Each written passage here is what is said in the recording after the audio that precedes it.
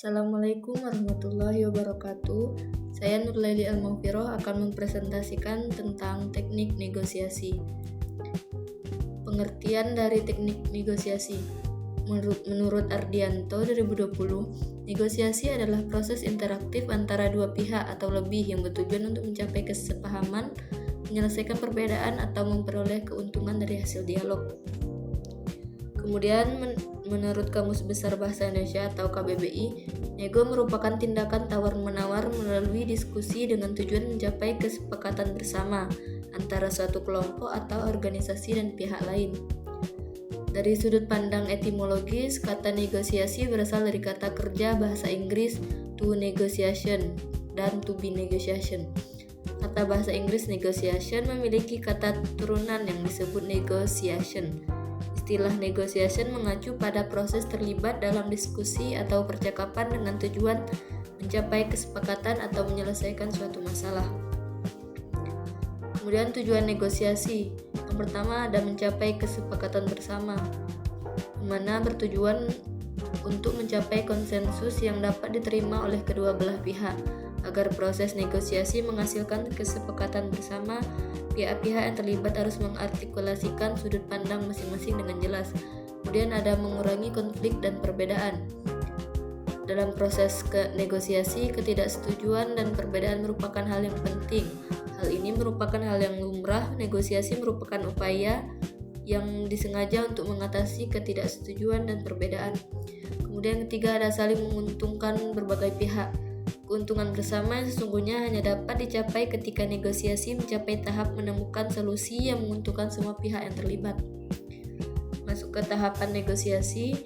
Yang pertama ada perencanaan dan persiapan, yang merupakan tahap awal yang harus berhasil diselesaikan adalah proses perancangan dan pengorganisasian. Kemudian menentukan aturan. Selama prosedur ini kerangka kerja dan peraturan harus dipastikan. Kemudian penjelasan, tahap selanjutnya melibatkan penyediaan penjelasan atau klarifikasi yang terperinci dan jelas.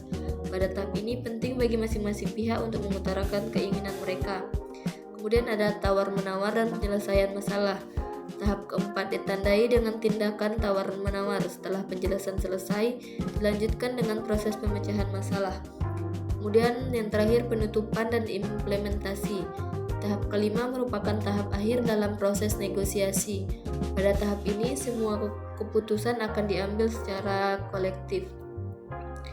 Kemudian adapun karakteristik negosiasi yang mana yaitu senantiasa melibatkan orang baik sebagai individual maupun dalam kelompok. Kemudian menggunakan cara-cara pertukaran sesuatu. Negosiasi biasanya menyangkut hal-hal di masa depan atau sesuatu yang belum terjadi. Ujung negosiasi adalah adanya kesepakatan yang diambil oleh kedua belah pihak. Hampir selalu bertatap muka yang menggunakan bahasa lisan, gerak tubuh maupun ekspresi wajah. Memiliki ancaman terjadinya atau di dalamnya mengandung konflik yang terjadi mulai dari awal sampai terjadi kesepakatan dalam akhir negosiasi. Lobby atau negosiasi sejatinya merupakan cara yang paling efektif untuk mengatasi dan menyelesaikan konflik atau perbedaan kepentingan. Kemudian masuk ke strategi negosiasi umum.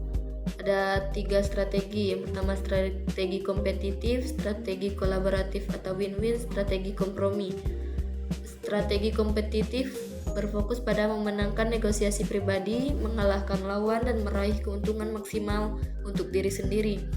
Strategi kolaboratif atau win-win berfokus mencari solusi yang menguntungkan semua pihak yang terlibat dengan mendorong kerjasama dan komunikasi terbuka.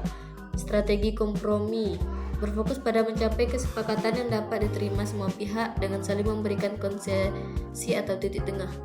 Mungkin hanya itu yang dapat saya sampaikan. Terima kasih. Assalamualaikum warahmatullahi wabarakatuh.